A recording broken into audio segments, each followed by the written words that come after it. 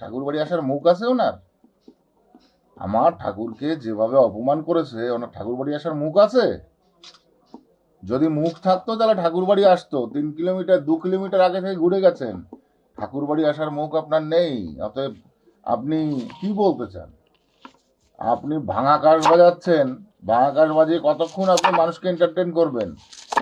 এক ভাঙা কাঠ তো প্রত্যেক দিন বাজান, প্রত্যেক বারই বাজান, ঠিক ভোটের আগে। এবারও এসছেন ভাঙা কাঠ নিয়ে বাজাতে। পায়ের তলায় মাটি নেই।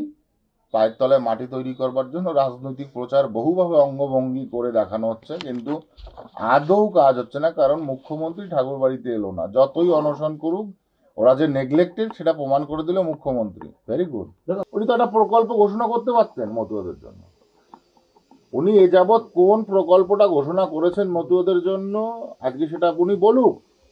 উনি ওনার দুধেল গাইদের, ইমামদের ভাতা দিচ্ছেন কেন? মতুয়া সাধু গোসাইদের ভাতা দেওয়া যায় না? এখন ভোটের আগে দৌড়ে আসতে হয়েছে, তারা যখন পিছু সরে গেছে।